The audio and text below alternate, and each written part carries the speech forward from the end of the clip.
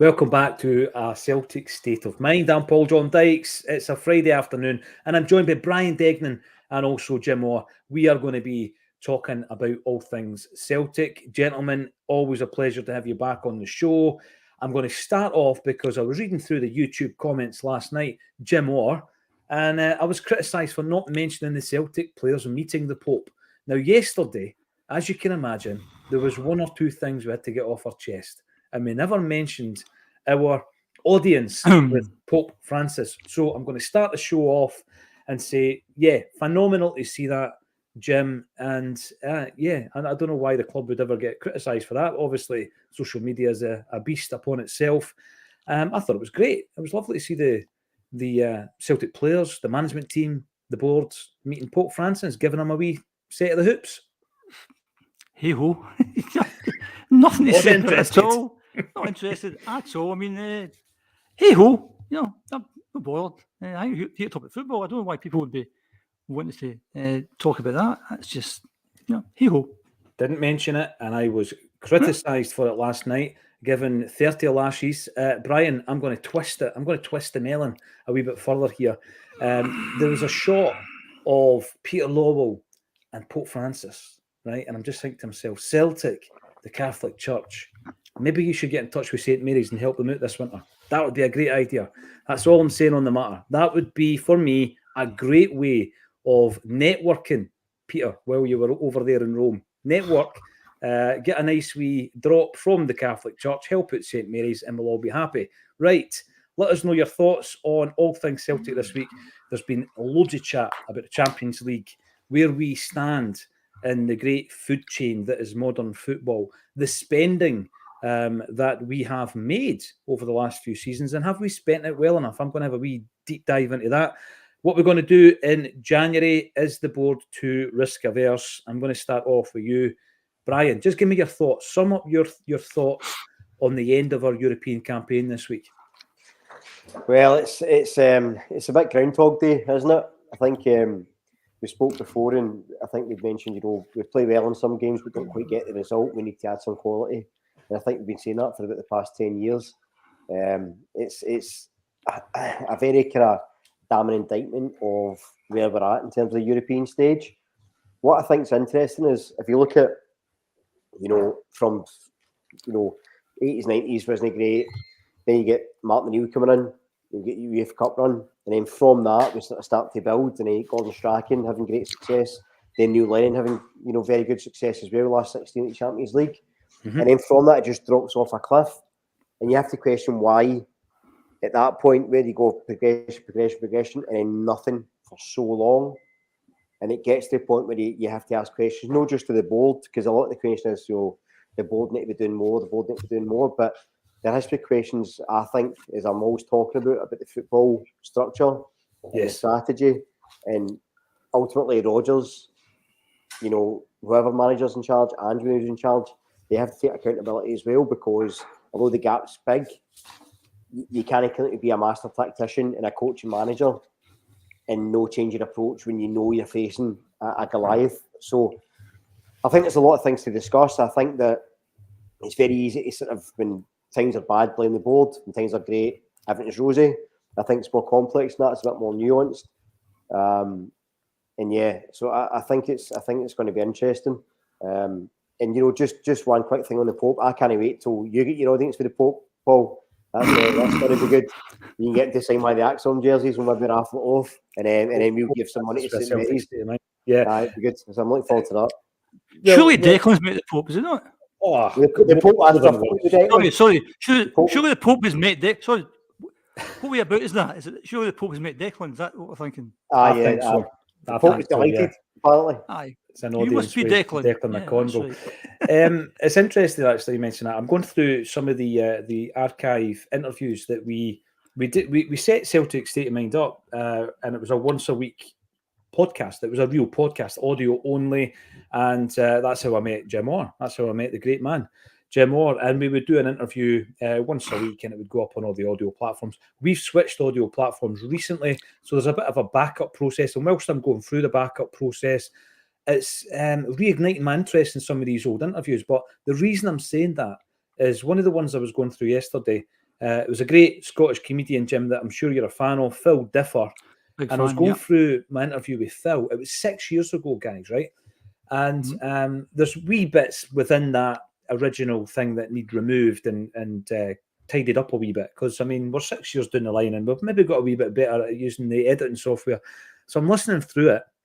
And we were having the same conversation, Jim, 6 years ago, Phil Differ and I, about Celtic in Europe, aspirations, no at the races, what do we do better, what can we do?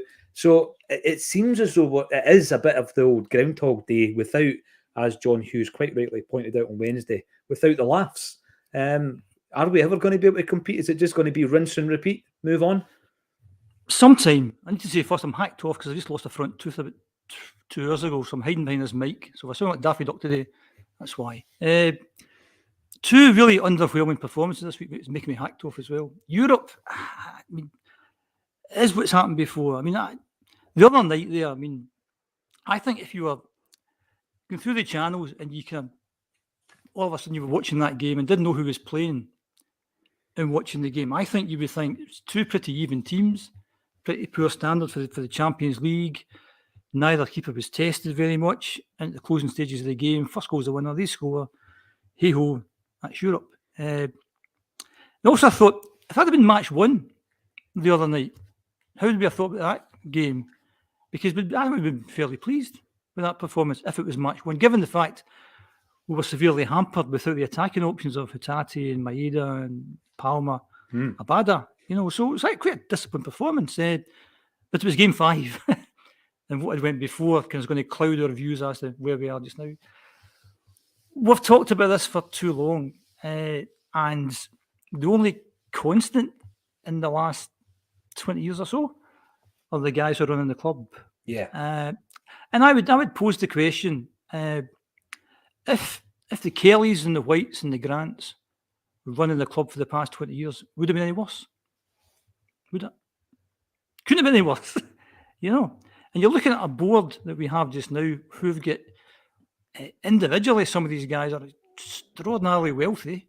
They're very well qualified, these people. They're very experienced, but yet we seem to make the same mistakes time after time after time. And the board I just mentioned there, but also the fact that they've got this fantastic stadium. It's one of the best stadiums in Europe. We've got 50,000 season ticket holders. Look what they've got to play with. I heard you the other day, Paul, say something along the lines of, if you're the Celtic CEO, it's quite an easy gig. Supporters are throwing money at you. Sponsors are throwing money at you. TV companies are throwing money at you. Try and be the CEO of Livingston or Dundee or East Fife. That's a really tough gig. So while the old board, I didn't have much time for the old board, they got their power because they were handed down shares from their ancestors. And the thing about a family business, you hope that the gene pool is big enough that you've got a chance of success. And we had a gene puddle at the time. So it wasn't very good. But they had a stadium to build and they had a whole lot of other issues. And it was understandable maybe why some of the things happened back then. But it's not understandable now. It's not understandable looking at this Celtic club over the past 20 years in Europe. It is embarrassing. It is laughable. Nobody takes it seriously. And you have to come back to the strategy that we have, or the lack of a strategy that we have. And the word that keeps getting mentioned is quality. That's kind of this season's word is quality. So what does quality mean? Define quality. What does quality actually mean? For me, I'd say it's somebody who's skilled in the position that they're in and they're experienced. And you need both of them. If you don't have both of them, they're not a quality signing. So if you look at some of the guys that were bought, Abada, O'Reilly, they weren't quality signings. They may be quite skilled in the position that they're in, but they don't have the experience. And it's all about experience. And that's what we need. And we don't have to spend a lot of money to get that experience. And that's the thing. People say, well, we need to sign 8, 9, 10 million players. We don't. And I say this all the time. So it's, for me, I'm just saying the same things I've said a number of times on the podcast. We don't have to do that. We just have to be smarter in what we do. And if you want to go far in Europe, you need experience. And experience is part of that quality equation I think. So what kind of quality players could we get? Rather than being dead vague about this, we need quality. Who are you talking about? What kind of players are you actually trying to get? Because I think in the transfer window, we were linked with Eric Dyer. Say, right. So would he be a quality signing? I think he matches my kind of equation.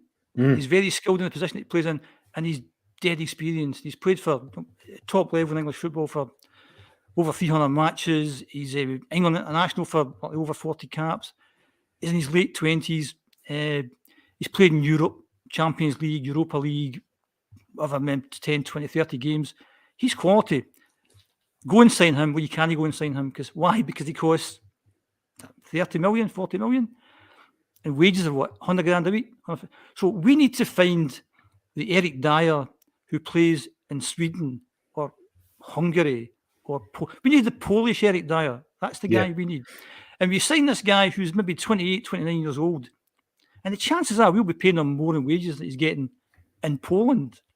So he's not going to leave after a couple of years. You got him for 4 years. The big issue the board would have is there's no resale value for somebody like that. So pass. We don't want that kind of guy. But that's the kind of guy that will put points on the board in Europe. And that'll get you money, because the points you get money for the points you get. And that'll be the guy that will maybe get you through to the knockout stages where you get more money. And that's the kind of guy that will help the younger players come through. And I said this a few weeks ago, I think, after it happened. If you put Lager Bielka into a Champions League game for the first time, he might make mistakes. He might get sent off. You know what? That's what happened. Why was that a surprise? You put Home in his first tackle gets a red card. Does the 29-year-old Swedish Eric Dyer do that? No, he doesn't. Of course he doesn't. And he helps to bring the team on. Aaron Moy is a perfect example of the Swedish Eric Dyer. I don't keep saying the Swedish Eric, but you know what I mean? Aaron Moy is a good example of that. Lubo was a brilliant example of that. We go and we find somebody who's extremely talented and extremely experienced, and he loved coming here, and it was the highlight of his football career. Those guys are out there. But as far as I can see, that's not the strategy. We want to sign guys from the Korean second division. You know what? See, if you sign guys from the Korean second division, chances are they may not be too good. You might find one nugget in amongst 5 or 6 of them, but the chances are you might know it. And in Europe this season, well, if it'd be flashes, Atletico at home was fantastic, absolutely fantastic. Everyone's at the top of their game, and it was great. But you can't be unlucky all the time. You can't, and they talk about fine margins. All the fine margins seem to go against us all the time. And I think you look at the strategy and you think, we're not signing the right kind of players. And what I found really interesting, the AGM was last week, first time I've done since AGM, that the manager said, I sign off on these players. Yeah. Well, if that's true and you've no reason to doubt people and you have to take people at face value, it's your fault. It's your fault. You can't blame anyone else that you've signed those players. And how many have we signed? Is it 7, 8, 9? Paul, Nine. Nine all in. 9 players. And I've never managed a football club, so what do I know? But if I'm sitting there saying, and somebody comes along and says, here's 9 people for you. Yep, tick, tick, tick, tick, tick. And they turn out to not be very good. You'd have to question me ticking all these boxes. Surely you would say, no, or surely you would say something along the lines of, when he was asked that question last week, look, I've come in at the last minute and we've scouted a number of players, so I'm happy to go with these guys. We'll have to see what happens. I've not really had the chance to, do my due diligence, but we need to sign players. So that's who I've signed. If he'd have said that, he'd have said, fair enough. But he said, I've signed off on these players. So they're your players. And if you're not playing them, take ownership. And the one about Lager Bielka's quite an interesting one because the guy's fit, And also, when it comes to the end of the season, hopefully we win this league. I say hopefully. And I've said that since the start of the season because one of the phrases I use, this is a rant. What's this? 14, 17, 14, 20. I said, at the end of the transfer window, I had a big concern we were sleepwalking into this season. Yeah. And that's what kind of happened. And coming back for the game, I'm trying to think, last week was it Motherwell and Saturday. I'm thinking, this is actually the complete opposite of Ange's first season.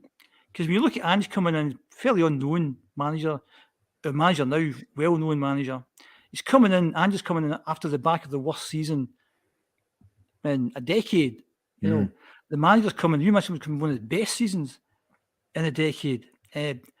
First game we go under Ange, we go away from home and we lose. Our main rivals, first game they go away, they lose. We go to Ibrox under Ange, we lose 1-0. Under Brendan, we win 1-0. And the main rivals start dropping silly points. Actually, under Ange, we drop silly points and they go ahead. Under Brendan, they lose silly points and we go ahead. But then what happened under Ange is that our main rivals started dropping silly points. And my concern is we've now started dropping silly points. Hibs, St Johnstone. And if it wasn't for Aberdeen last Sunday, we'd have been having different conversations all this week. We would be. And I've got a real concern, and I know this is a bit of a rant, but the Motherwell game last week, you know, I looked at the stats before I came on, did a bit of research for a wee change. We had 20 shots in goal. 2 of them from open play were on target. What does that tell you? That tells you that at the top end of the park, we're not doing it. We're just not doing it, and it's infuriating. And I've said this before, that I've been going to watch football for over 50 years, and I still love football, but I hate what football's become. I just the passing, this possession-based stuff. And you go to the games now, and it's Joe Hart to Vickers to Scales to Taylor to Scales to Vickers to Johnson to Hart, and just rinse and repeat. And back in the day, this is a long, long time ago, before people say this in the comment, when I used to play football, when we started playing organised football, I remember the guys taking the teams, and my old man even saying, never pass the ball back. Never pass the ball back. You get it, you turn, and you move. Imagine the Lisbon Lions. Simpson to McNeil, to Clark, to Gemmell, to Clark, to Simpson, to McGrath, to Jim Craig, to Simpson, to whoever. Simpson to Gemmell, turns, goes, bombs on. Danny McGrath, get Danny McGrath the ball. He doesn't pass the ball back. He bombs on. You know, so this season's been not very good. Why do you still go? Because of the emotion. You've got that Celtic state of mind. You want to go to the games, but it's no entertaining and it's no enjoyable. And we're just getting by in some of the games. Last season was fantastic. I had maybe 1 or 2 issues, but it was great. You look forward to the games. Nowadays, I'm kind of, hey-ho, you know. So that's today's rant, 1733. I can't wait to get the hey-ho mug printed up and added to the merchandise section on the Acsom.net website. No, Jim, there's certain things there. You were talking about the opposite effect, and when you think back to Ange Postecoglou, I think one of the major turning points, in actual fact, was a very, very strong January transfer window for Celtic, and the players that came in really did contribute between the January and the end of the season. More Hatate and O'Reilly than any of the others, but you know, it was in May, of course.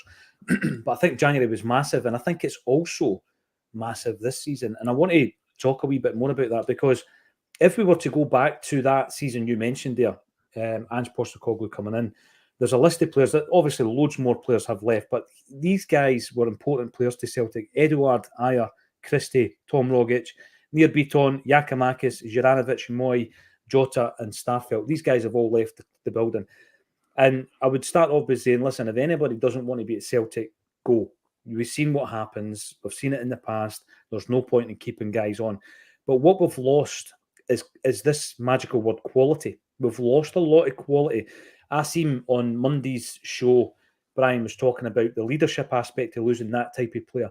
But you also lose the quality. And the big question for me is, has it been replaced? Have we replenished it with like-for-like quality? And I think that's where the issue is. So Brendan's come in. He's been presented with players that he's got to develop. That was another thing that he said. And I think he's doing well with what he's got. But if you're presented with a second division South Korean player for £1 million and he's not kicked a ball for the first team on the 1st of December, Brian, it's quite clear he's no good enough. The gaffer doesn't rate him. Tillio's been injured. We get it. Lagerbielk, interesting one. Looks like the gaffer doesn't rate him. He's got a Liverpool loanee ahead of him in the pecking order. Novroski, injury problems. Hopefully he will come into the side. But it is about quality, but also throwing in what Jim said, experience. You look at the guys I've listed there, the experience, the wealth of experience that we've lost in 3 seasons is massive. It's huge, and it goes back to something I said at the start and Jim echoed. We don't have a strategy in place. Now, to sum that up, we won the treble last season, signed a top-tier manager, made him the highest-paid manager in history, signed 9 players, and are worse than last year. Mm-hmm.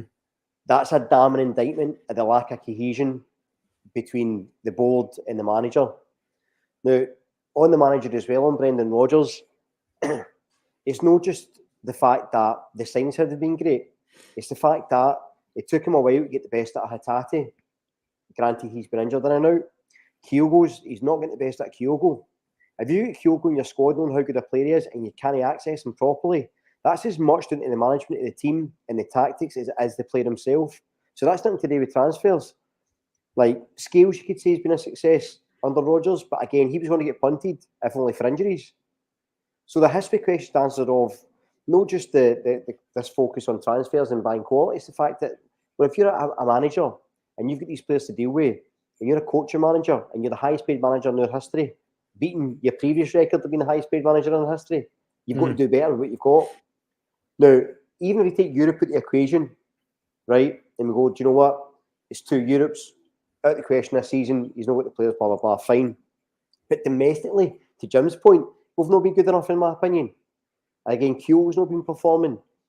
I think Callum McGregor's been 50-50. Holman's been in and out of the team. Bernardo's been in and out of the team. Taylor, I think's no hitting the form he had last season. I actually don't think Johnson's been great this season. These are guys that were already there who are quality players. Obviously, Holman, Bernardo aside. So Rodgers has taken accountability for that as well. So it's not just the transfers. It's not just the transfer strategy. It's the club strategy and the management of it and the squad management within that. So there's bigger problems at stake. So I do agree that I think, and again, it's something I've said before and Jim said at the start, instead of buying 9 players, buy 5 players, 2 players over 28 to Jim's point, that you can say, we'll spend 3 million on them or 4 million. We know we're not going to get that money back, but we've got these 3 players we're probably likely to make a profit on, so it offsets it anyway. Because basically that's what we're doing. Our transfer policies like Ryan Christie's shooting. We just keep having shots and hoping one hits the net. But they're saying 9 players and going, right, we're saying we spend 13 million on 9 players and hopefully one of them will go for 15 million and we make 2 million on that.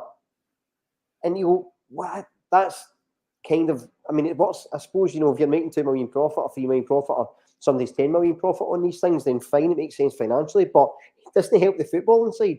It doesn't help the strategy. It doesn't help the cohesion. And as I say, I'm concerned that, you know, we keep talking about, Rodgers keeps talking about quality, and if he's taking ownership of the signings, right, and he's taking ownership of the squad, and the signings are no good, and the squad's no good, and he's saying we need quality, how do we know the quality, the players he decides are quality are going to come in and fix everything? I'm a wee bit scared that I don't think it's going to major magic wand in January. I think January is going to clear out the squad and get a couple. You get Kasper Schmeichel and Ryan Bertrand and 3 transfers to ride out the season, and we'll call that quality, and then we'll reassess in the summer, and it's going to be back to square one. So normally I'm a bit more optimistic, and I try and put a positive spin on things, but I think that it's very easy to be distracted by saying, oh, it's the board's fault, or, well, Europe's too much. I think we need to look at, you know, I don't think Rodgers has done a great job so far, if I'm really honest, and I think if it wasn't for the fact that the Tribute Act across the city have been stumbling, if they'd hit the ground running, we'd be in real trouble, I think.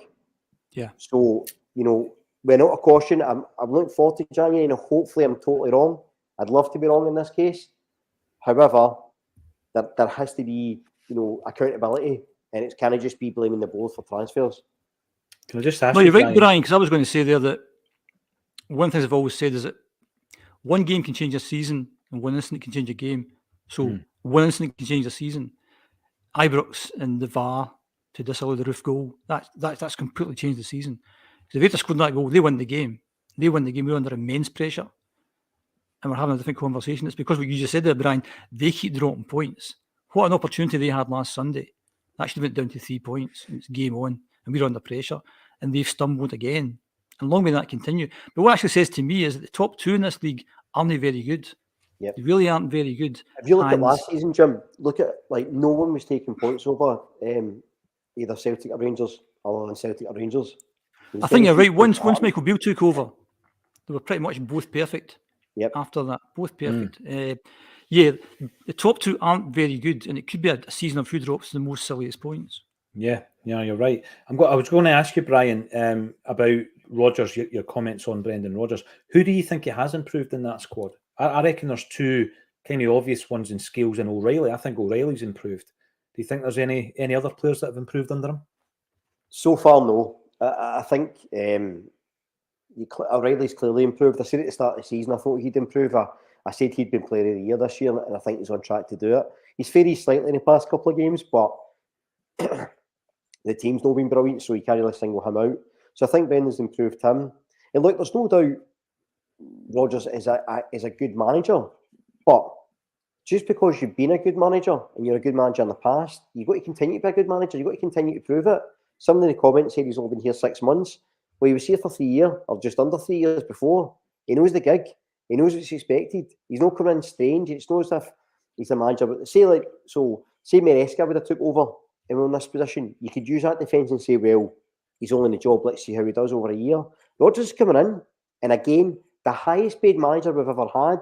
We are with experience on a 3-year contract that other managers simply don't get, including Ange. So the board's putting all the eggs in the Brendan Rodgers basket. So they're holding him to a higher standard than previous managers. So we have the right to hold him to a higher standard as well. And look, I think he'll get it right. And I know he is a quality manager, but it's not working at the moment. It's certainly not working the way it should be. Mm-hmm. And I expected the players that were there, whether new signings or not, to be better. I thought, like him coming in, I thought he'd altered McGregor's game and sort of got the best at him. They made it with Scott Brown. I thought he has done well with O'Reilly. I thought Turnbull might have improved. I know I think he's top goal scorer, which is nuts. I thought he might have improved a bit more, but he's bringing out the team. There's just quite a lot of things where I think we need to go, right, hold on. Let's just be a wee bit critical and ask some serious questions. And I don't think it's enough to just sort of brush it off and say, oh, it's Rodgers, he'll be fine, because, you know, the games we've watched domestically, apart from the fact the style of football's no brilliant, which we know from before, but it's no just that. It's so plodding and uninspiring that when you're watching it, you're going, this is a rough game. We should be running right. And again, to Jim's point as well, last season, Celtic Rangers, no one was touching them. So either everyone else in the league has got better, which I don't believe, or we've got considerably worse as a pair.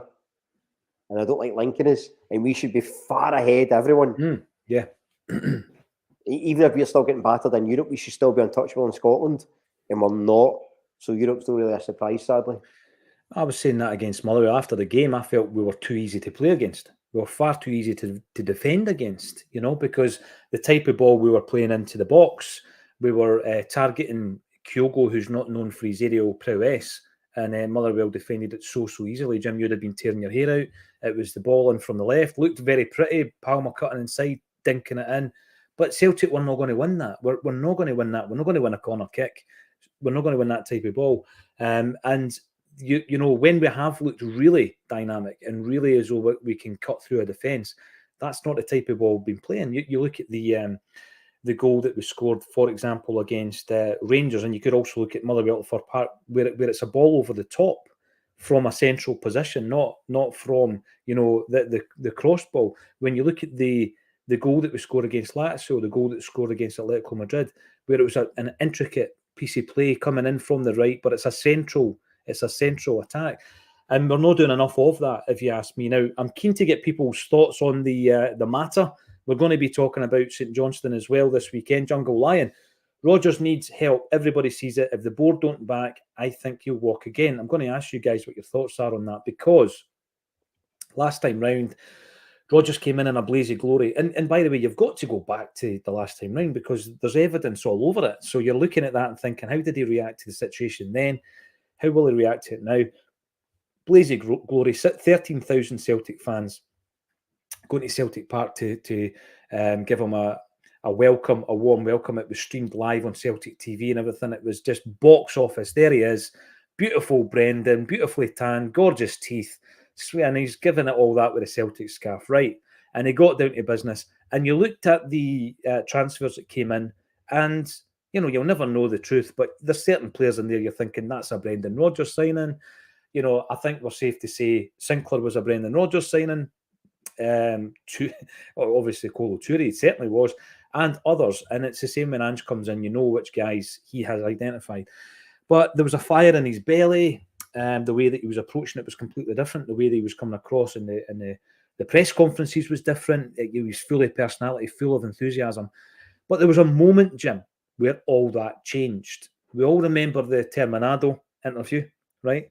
And there were other situations where he was doing and saying things, and you started getting worried.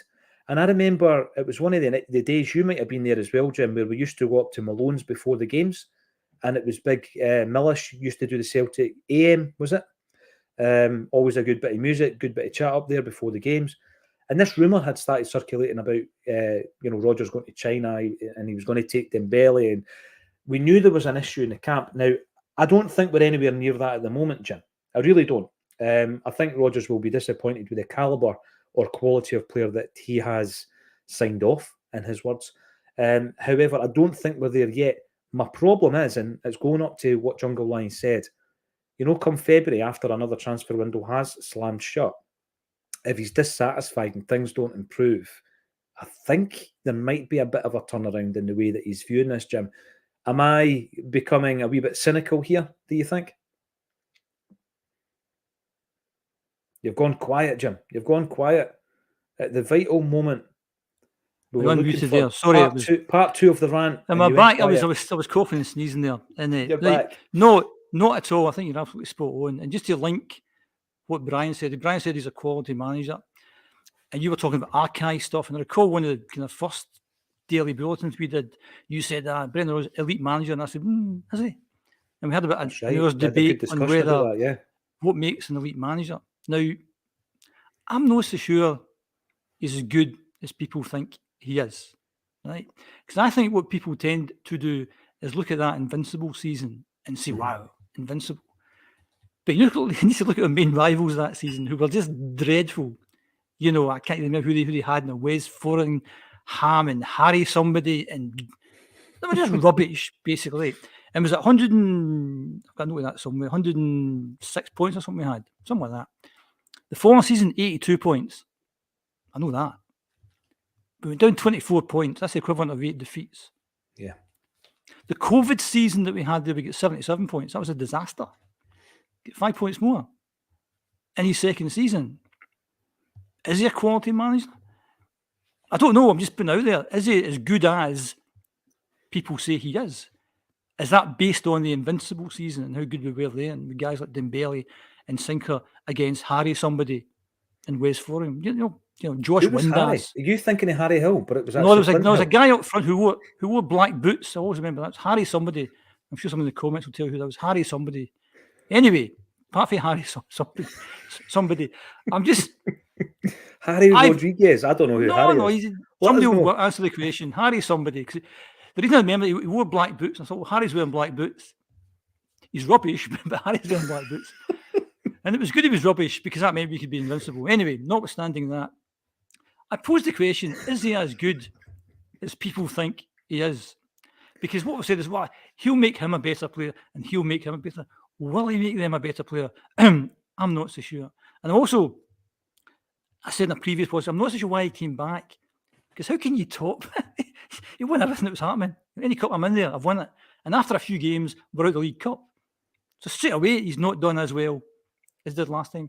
So I'm not sure why he came back. I think you've said, Paul, that maybe he's been told that, that the setup's better and will be better in Europe. And the evidence of that is obviously not the case. So I don't think you're a million miles away with saying that there is a concern, no Jungle Line, that there is a concern. This may happen. We have no idea what's going on behind the scenes. But in the evidence of what we're watching week in, week out, you take somebody like Furuhashi Kyogo. Over the past 2 seasons, he's been our best player. You can make an argument for maybe Jota, Hatate last year, but over those 2 seasons, he's our man. He's our talisman. We've now got a system that makes him redundant, basically. Yeah. To me, that's madness. Now, maybe it's a system that suits Matt O'Reilly because he can get a few more goals. But to isolate Kyogo, and you can see in his body language, he's fed up. You take that guy who'd have scored. I mean, this time, I don't know, at the end of last season, will he score more goals than Larsson? Will he be as big as Larsson? And now we're saying, well, he may not get picked for Japan because he's not that good. That's where that has fallen. So if you take your best player who scored goals for fun and put him in a system where he hardly gets a touch of the ball, if you played, you'd get more touches of the ball than he would. So why has that happened? And why are we playing a type of football that makes it, as you said earlier, that makes it easier for teams to defend? I mean, Motherwell came there last week, did their usual, wasted time, sat back, did nothing, horrible to watch. But that's not their fault because they're not there to entertain us. You can get away with time wasting all the time. Another bugbear of mine, what's the time? 35, 50, is time wasting. Just does my head in all the time. And I've said for years and years and years, why don't they just stop the clock? It's not that difficult. We've had that technology for centuries. Just stop the clock. And I know that because last week, every by kick, Liam Kelly's taken a minute, easily a minute. Every throw in is 30, 40 seconds. And I know that, is it not the case that a typical match doesn't, in play games, maybe last no more than 60 minutes, is it? I think I've read somewhere that that's all you get. So if you did stop the clock, the games would last 2 hours. Who cares? We want to see 90 minutes of football. And that would take all the kind of, when they start wasting time, fans go mental. Mm-hmm. This is terrible. Stop the clock. Just stop the clock. Because in no other entertainment industry where you would actually go and see something and a third of it, you're actually watching nothing. Imagine going to the cinema. Sitting in the cinema. Static. And Static for half an hour. And every third minute, the screen goes blank for a minute. And you're just sitting there. You wouldn't put up with that. So these are things that have to change. Notice I'm off a ranty tangent there. But we make it easier for teams to defend against us. It's not great to watch. We're dropping silly points. Alarm bells should be ringing. Well, what I'm going to do here is talking about alarm bells ringing. There is one ringing for me, and it's on the spending, right? Because I think after the game, it's natural to start going on about spend. And at no point have I ever believed for a moment, Brian, because you and I have had really good discussions about how we spend our money as a football club. I don't expect Celtic to be spending £10 million plus time and time again on players, but what I do expect is for the money to be spent better. And so I thought over the last 3 years, which is the list of players I've just given here, they're guys that we've actually moved on, other than Moy, who retired through injury. We've moved on for a decent profit. And I know that the Jota deal was wrapped up in various sell-ons, etc. But if you were to look at the spend versus the income with player trading over the last 3 seasons, so since Ange came in, we've spent 66,625,000, there or thereabouts, because I know we're dealing a lot of the time with reported figures. And we've brought in 75,750,000, leaving us with a profit on player trading of 9,125,000. And I know it's not as simple as that because X, Y, and Z with the Jota deal, we didn't make the £25 million that's been reported. But £9 million is a decent wee profit over a 3-season period. One of the things I said at the beginning of the week was the fact that we had basically wasted £30 million in 5 seasons. That wasn't including this season. And it was on guys like Bernabe, right down to Bio and Sved and Klamala and all these millions and millions of pounds wasted. So my argument, Brian, is, yeah, we are spending money. If you were to go toe-to-toe with Peter Lawwell in an interview that he'll never give and ask him about spending money, he would quote that 66.5 million over 3 seasons. He'd say, look, that's 33 million. That's £22 million a season. And he would use that. So I think that, yeah, we are spending money. We're just not spending it wisely enough. And that's what gets me. And I know Jim brings a balance into it with regards to accountancy, balancing the books. But what is the difference? What is the difference, right? If you buy 3 instead of 9, and the 3 cost you the same as 9 in transfer fees and in wages, Brian, Are you more concerned about what that does to the rest of the structure within the playing squad? Because you're then starting to play a lot more players, as much as, if not more than in the captain, and it creates an issue with the cap. Is that the issue here? Because I'd much rather 1 than 3 and get a player who is in a higher bracket when it comes to this magic word quality. So there's a couple of things to consider there. First of all, just on Harry with the black boots, it's Harry Forrester. I had to Google it, Jim. Never heard of him. I Googled Rangers player called Harry, which is the only time that's ever appeared in my search engine, and hopefully the only time it ever will. Well done. But in terms of the finances and stuff you're talking about, so this is where financially, you're right, it's hard to knock what Celtic have been doing. And to your point about signing 1 player instead of 3, so there's 2 ways to look at it. So do the business perspective first and then the football one. For a business perspective, if you're spreading that 13 million over 9 players, it means you've got 9 chances to make a profit. If you put it onto 3, you're reducing you're increasing your risk by a third on each player, which probably isn't palatable considering the risk and revenue and stuff like that between players. And if you get 3 players, 2 of them get injured, 1 of them doesn't perform, that's you. If you get 9 players, chances are 3 of them out of the 9 will make you more than you've spent. So that's probably the rationale behind it. You're sort of diversifying your risk and sort of lessening it. So that's probably the strategy behind that. In terms of a football perspective, it doesn't quite work that way. So for football, you're right, signing 9 players, unless they're really adding something to the team, signing 9 players isn't really great. You should really try and look at, I still think we should be going, right, who are youth players we can sign? So instead of saying Lagerbielke, let's see what Law can do, as in knowing Peter, as in Boston. See what Boston Law can do. See how he can do. What Peter can do. Right? Instead of signing Bernabe on loan, let's see how Ben Summers can do. Let's coach him up. Let's see how Vata can do instead of Yang or Tilio. Right? So then you're saving money there and you've got bodies up and you can coach them because Rodgers is a coaching manager, as he always likes to say. So coach them up and then go, right, maybe, I mean, because if you look at Angela in his first season, Carter Vickers was excellent because he was quality, because he had loads of experience for a young guy, Premier League trained, physically, solid, really robust, loan to buy option. There you go. So try and get 2 high profile loan to buy signings, a couple of youth players up, and then a couple of projects, as they like to call it.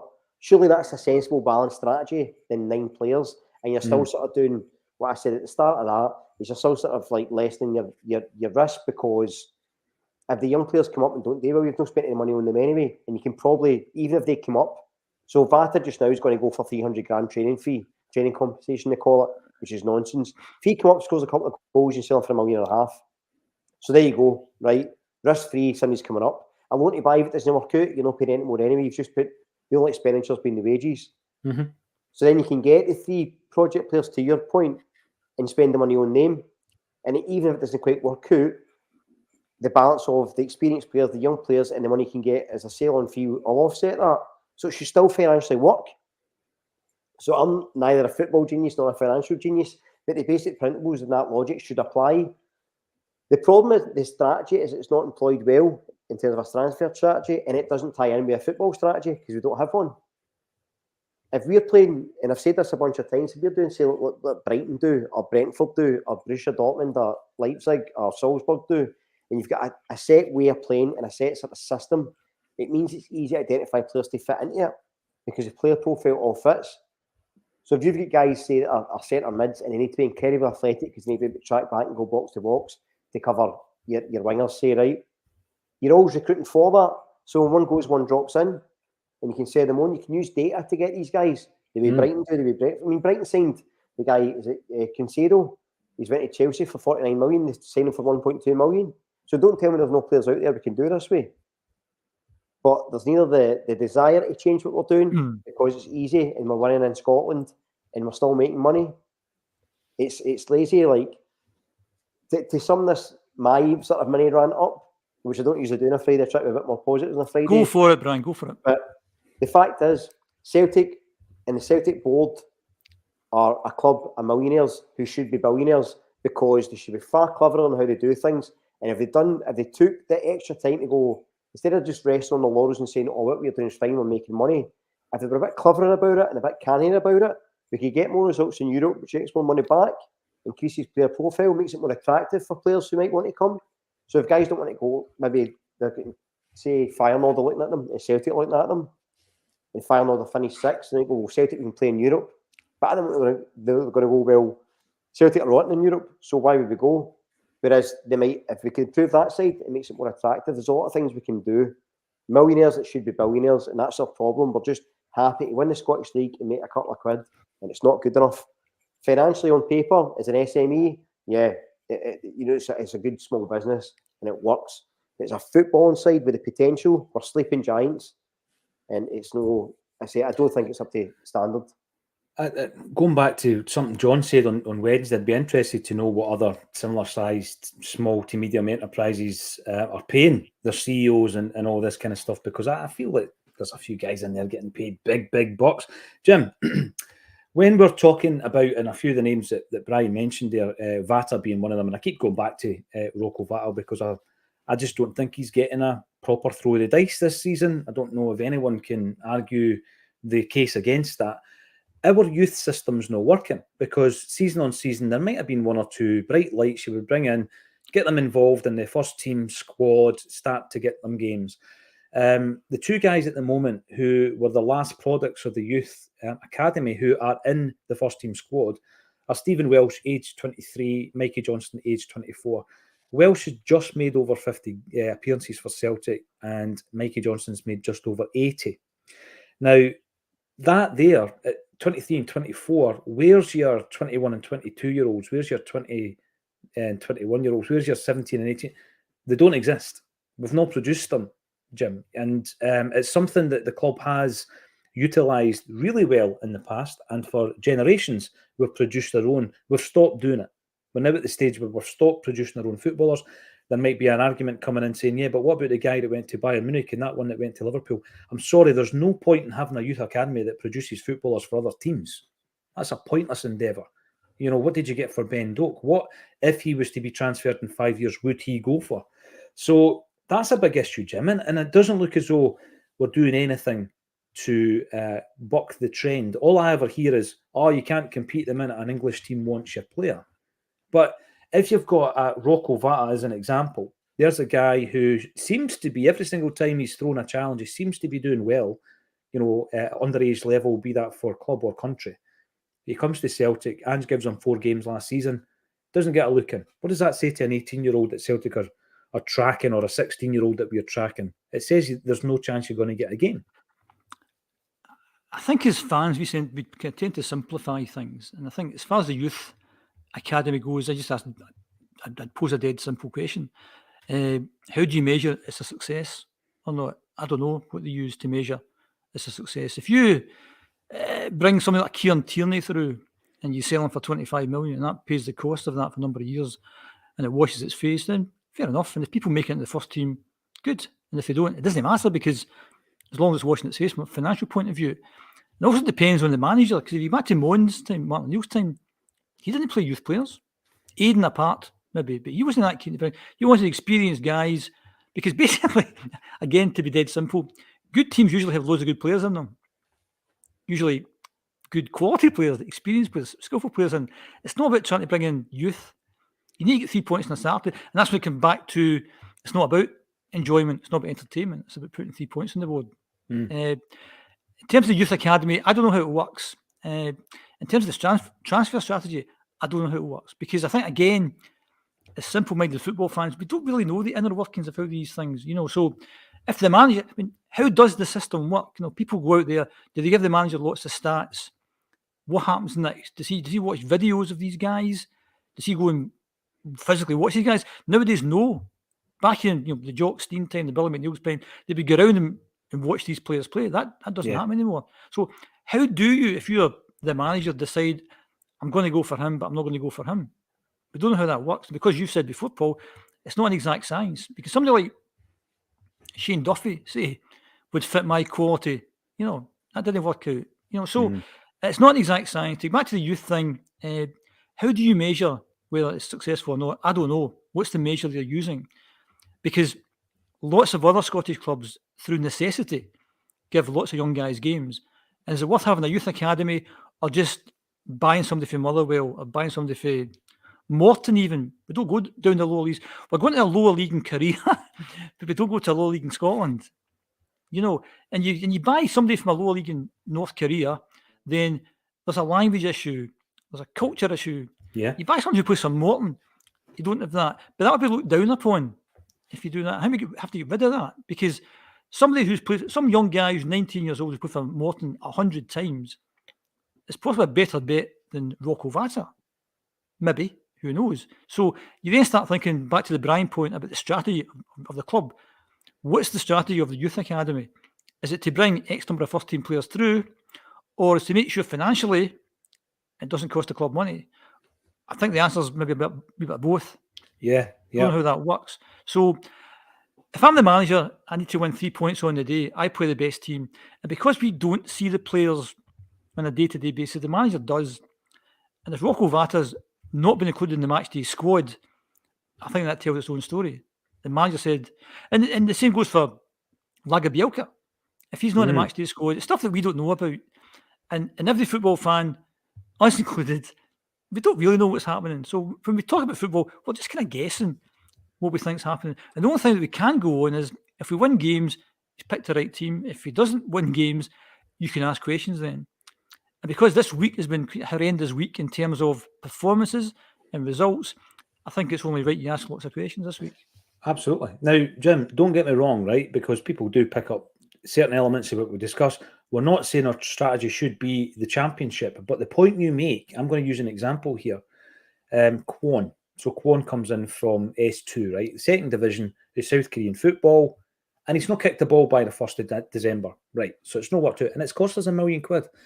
I think the last example of a player, and you're going to have young guys with bags of talent coming through at some clubs, like Jim says, they're given first team games through necessity and they're able to step up.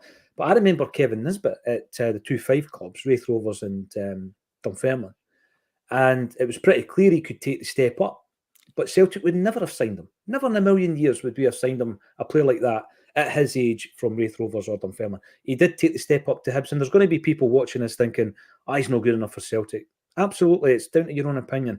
But what he has done is he's become a Scottish international footballer, and he's contributed to a team who were in our division in Hibs, and obviously got to move away. But the point you're making there is I don't see there being much merit in buying South Korean second division footballers. I really don't, when you're spending something in the region of £3 million a year into your own academy. It's an interesting point. What is that gauged on? What is the success gauged on? Because there are other academies throughout European football who every single year say there's 3 academy graduates. So 3 academy graduates are now part of your first team squads, and hopefully they'll break into the team. And by the age of 21, what they would deem a success is if an academy graduate has played 100 competitive games of football for your first team. We've not had many of them, have we, really? And when we do, it's an anomaly. It's a Kieran Tierney. It's a generational talent. When I'm thinking about the guys we brought through who have really made it, what is really making it? Playing over 50 games. Is Welsh made it? Yeah. Played over 50 games over a number of seasons. Is it 100 games? It's difficult to gauge, but I think Sean Maloney, Aidan McGeady, Kieran Tierney, they're the 3 biggies. You could also look at guys like Steve McManus, who came in, captain the club to a double, sold for a couple of £1 million to Middlesbrough. And then you're looking at the current team, Callum McGregor, James Forrest, Tony Ralston, as well as the peripheral figures of Welsh and Johnson. But even that's not good enough, because that's over a period of 20 years. I mean, McGeady broke in under Martin O'Neill, as did Maloney, I believe, if I remember right. So, yep. That's not that's not, for me, a great production line of talent. So every manager at Celtic now, they can't rely on 2 or 3 guys coming through and graduating, as it were, and actually making an impact, because the one guy we thought we would be seeing a wee bit more of is Vata, and it's not happened. And I think that's unfortunate. I'm keen to get a few more of your points in before we have a look at coming up against Craig Levine's St Johnstone. It is Craig Levine who's the gaffer. I couldn't remember the Rangers player called Harry, but I think Craig Levine's now in Perth. Paul McLean, don't think there's really an option for the board this time. They need to but any outlay can be offset by moving on players with no future at the club. There's plenty of them. What did you make of the David Turnbull news, Brian? Did you think it was paper talk, AC Milan? I think it's paper talk, yeah. I mean, I expect him to go. I don't know if he goes to AC Milan. If he does, brilliant. I'll be delighted for him, because I think he's a good player, but I don't see him going to AC Milan. On the subject of Scottish players in Italy, though, talking about players we could have signed, we'd looked at Josh Doig when he was at Hibs. Lewis Ferguson, I know people will go after him up because he was related to Barry and Derek, but top player, we could have got him for a couple of million, and now he's looking at going to Juventus. There's a young boy at Motherwell, I think looks a good player, Miller, centre mid. I think he's 17, 18 years old. He's physically adept. There's guys like that we could be picking up that are very little risk. Get back to the board strategy. If you're looking at unknown players for the regions, sure there's got to be within your own pool, if not within your own academy. But yeah, it's interesting to see. But Turnbull, I think he'll be one of the ones that probably goes. I think just for him as a player, he's not going to play every week. I think he's definitely good enough for the SPFL. I think he walks into any other team in the league comfortably into the starting 11. I just think for Celtic, again, it always depends on what the aspirations are. But if we're looking to, compete in Europe in some form, we need someone a bit more dynamic. He doesn't have the physicality and the athleticism in midfield, which is what hold him back. So I expect him to go. I think it'll be. You could probably 8 or 9 off the top of my head. Players could go just now, and you wouldn't even know they were there. I mean, it wouldn't make a difference. It's frightening, like really. And I think guys like Lagerbielke, I wouldn't be surprised if he's shunted and loan. Despite only coming in for 6 months, I think Kwon will probably go. So there's a lot of these guys. You think yourself, I mean, that's even of the amount of players that we've had, that you could do a list of 100 of the worst players Celtic have ever had, and it's probably in the last 30 years. The fact that some of them are lasting a couple of months now, and maybe you're considering their future, I think's really worrying. But again, look, as I say, I've got a nice spot like 18-year-old Glenn Fiddock I'm dying to get tucked into when I finish work today, so I'll try and be a bit more positive and then find a good note. And I hope January is going to be great, and we do well and we smash the league and we come back stronger and Rodgers proves us all wrong. But I think it's valid to have concerns. And I was just getting excited with Jim's rant and jumped on the back of him. So it was a phenomenal rant, to be honest. Knock yourself out, Brian. One of the finest rants I've heard from Mr. It's quality stuff. It was a top 10 rant. It was. It's up there. So just to get back to the thing, I'm not saying we should sign players from Morton, but the top 2 in this country play very few Scottish players. And I've been involved in kids' football for the best part of 20 years. And parents are frustrated. They won't send their kids to the big 2 because they're not going to get a game. So there's hundreds of really, really talented young Scottish kids out there playing for different teams. And we keep ignoring them. We go to the North Korean second division. I think that's a scandal doing that. Another good thing is the fact that if we buy players from Scotland, we keep the money in the game, in the Scottish game. We have to make them a wee bit stronger. I know that's not what we're meant to be doing, but that's a good thing as well. That's a bugbear of mine, at the fact that we don't have as many Scottish, because there's loads of really talented young Scottish players out there. The majority of people that are watching this podcast have kids themselves who at one point maybe dreamed of playing for Celtic. No chance, because there is that kind of, we're not going to say a player for Morton or Inverness, Cali Thistle or whoever, because in some way, shape or form we think they're inferior, but we're signing somebody from the North Korean second division. I think that's scandalous. No, it is, and it's a great point that you make as well. Keeping the money in the game, though, Jim, there's another way you could look at that. If Motherwell's produced a footballer, and by the way, over the years, we've often gone to Fir Park and picked up a decent player, and we go to Motherwell and we sign that player and they reinvest it, the chances are we'll sign another one from them down the line. So it's not always that they're going to become so strong that they're going to compete against you. But it's also the fact, sorry, jump in. It's also the fact that you then loan them back to that team. Then they're getting more experience, etc. Anyway, I've had my rant. Ryan Christie to a degree, when you look at him. The big one for me, I always remember, because it was so obvious, not because of any knowledge that I had. I remember watching John McGinn playing for St Mirren. And the reason that I focused on him is that I had the opportunity to discuss a few things before the game with his grandfather, former chairman Jack McGinn. So I was talking to Jack McGinn and he said, keep an eye on this player. And I had no knowledge of the player whatsoever. Turns out it was his grandson. We would never have signed him from St Mirren, Jim. Never. I think that links into one of your last points. At what point did Terminado happen? And I think it's John McGinn. And I was at the Scotland game week past on a Sunday night football. Mental. Anyway, and every time I see John McGinn, I think we missed out on this guy. And I'm a huge fan of John McGinn. And he'd have easily taken over as captain. He'd been there for 10 years. He's a huge Celtic fan. And every time I see him and he's scoring goals and he's consistent, and you just think, and then you understand, well, why did the manager leave? Because he was an open goal. I understand the complexities of trying to buy a player from Italy or Spain, but there's John McGinn. He's just down the road. He's a huge Celtic fan. Go and do the business. Do the deal. Exactly. For a few $100,000 more, you could have got him. And to not to get him, that's why I'm really sympathetic about Brendan Rodgers leaving. Because if that happened to me, I'm walking. The first decent job comes along, because there's an open goal and you haven't got it. If you're not going to get people like that, what chance have I got if it becomes a bit more complex than that? And for me, John McGinn, if we did John McGinn, we win 10 in a row. Get back to that kind of like one incident changes everything. You get John McGinn, the manager Chancellor stays, you win 10 in a row. Yeah. And who scuppered the deal? I think we know who. Brian, I believe you need to go away and get that nip. Maybe not right now, but at some point. Absolute pleasure to see you, Brian. I'll let you go there now and we'll wrap things up with Jim in just a second. Cheers, and I'll catch you next week. Cheers, Brian. Have a great weekend.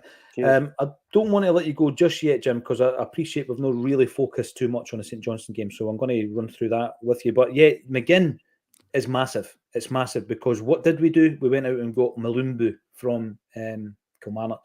So that is something we'll always talk about, I'm afraid. Tony will always get a mention on this show because these are things, these moments that you're talking about, Jim, that can completely change where the club goes. And by the way, I think, it's maybe with hindsight that you're looking at that McGinn thing. Personally, I'm talking about me because we have tried it. We've tried it with Lewis Morgan. Didn't really work out, although the club probably think it did because we made a profit on him. But there's a young kid we brought in from St Mirren for 300 grand and he's doing brilliantly over in the States. Anyway. And that's also, that's far lower risk. So you spend 300 grand on Lewis Morgan, a 250 grand in a player from Morton, if there's anyone there, 400 grand and somebody else from another team, Dundee, whatever it is. You can spend a few £1 million in 4 or 5 players, let them stay at the clubs, and at some point bring them in, rather than spending all that money on one player. Who's the one I'm thinking? Bernabe is a perfect example. I said last year, he must be some player. It must be some player to have a choice of all the left backs in the whole world. I know. To go and pick. And he's the one on the top of your list. You went to Argentina, of all places. This guy must be astonishing. And you paid, how much did you pay? 3 million? 4? 3.5? Just 3.75. Nearly £4 million. This must be some player. You had the choice of the whole world, and you've picked this guy. He must be something special. But the risk you're taking is that he's a young guy, different culture, different language. Next thing you know, he's getting done for speeding and stuff. Why did you do that? What was your logic behind that? Because I'm sure there is somebody that's playing for Dundee or Hibs or Hearts or whoever who you could have got for a fraction of that price with a better chance of success. So in my mind, Bernabe must have been some player. It's not worked out that way. No, it's not worked out that way, and he's on my list. I'll probably fire this into a blog actually at some point. There is a list of players over a period of 5 years that cost Celtic actually 40 million quid once you want to throw in the loan deals for guys like Shane Duffy, who you mentioned, and Charlie Musonda. These were very expensive loan deals. 5 years, £40 million down the drain.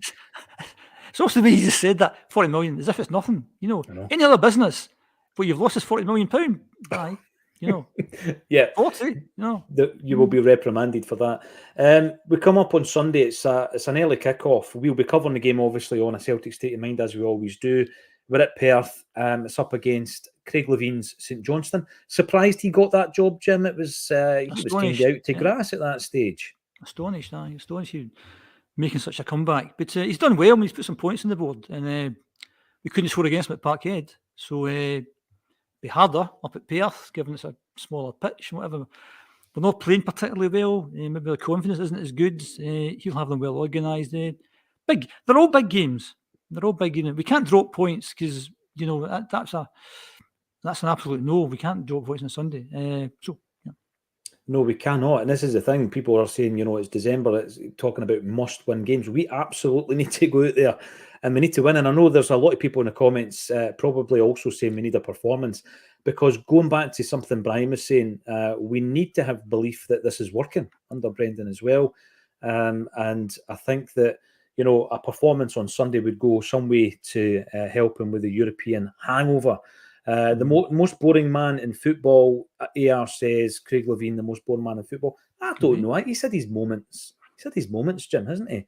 On post-match and sacked in the morning and all that. I'm not sure he's boring. He's maybe football's maybe a bit. Football's maybe a bit boring. But no, I think he's okay, Levine. Yeah, he's all right. A strange choice for the Scotland manager, I must admit, when he was given that job. But we're up against him on Sunday. What do you think Brendan Rodgers will do? Because if ever there was a time to change the shape of the side, I thought it was on Tuesday night. He didn't. He's not going to change it now up at Perth. What's he going to do in terms of the wingers that we deploy? Because I thought Yang was pretty disappointing. Forrest was disappointing. Johnson came on and played well. Does he get a start? He's never had a start this season. I think he's worth a start in the current climate. I mean, I understand people saying, when they say things like, well, imagine starting Johnson and Forrest in the Champions League. This is where we are. But everyone's injured. It'd be different if everyone was fit and we chose to play Johnson and Forrest. I thought Marco Tilio actually did okay in his 4 or 5 minutes, or 10 minutes, what it was last week. Reminded me of Roberts a wee bit, kind of all left foot, quite a wee guy, but he looked quite nippy. I don't think he'll play on Sunday. Mickey Johnson's worth a shout. Palmer will obviously play as well. Physical team would maybe play O up front, because obviously we're not playing to the strength of Kyogo, so you might as well play O up there. So maybe, Johnson, Palmer, O up front, midfield, McGregor, Riley. The one person that dropped out the scene altogether is Iwata. I think he's been great. Defensively, offensively. I think he's been great. He wasn't in the squad last week. Don't understand that. I'd play him. Holmes seems a bit lightweight to me. David Turnbull always scores goals. I think maybe David Turnbull might get the nod. The back four picks itself, and Joe Hart and goals. I think the point on Iwata is, at this moment in time, we will. We'll get back to we'll get back to the development of Home. Play Iwata. He's composed. He always shows for the ball. He's strong, and as you say, I think his defensive and offensive play, for me, is really worth considering. But he has dropped off the radar, unfortunately. There's a point here. Couple of points. Double denim. Acsom is the best tonic for the dreaded man flu. Jim's not feeling great. I've been kicking COVID this week, so yes, we know your pain. We can feel your pain. And there's also a suggestion that we play 2 up top to try and get the best out of Kyogo, but also to give O some game time. We'll be covering that game. Thanks everybody for getting involved. Brian went away a wee bit earlier, but it's always a pleasure to see Jim on his fortnightly appearance on A Celtic State of Mind. Everybody in the comment section, come along and see us. We're having a bit of a Christmas night out up at Gracie's with Johan Mjalby, and the 15 quid tickets have been released and they're available on the link underneath this video. Come along, say hello to some of the Acsom team, and have a great old night with Johan Mjalby. There was a player that knew how to defend. Thanks everybody for getting involved. Thank you to Jim Orr and also to Brian Degnan for joining me on A Celtic State of Mind. Cheers, Paul.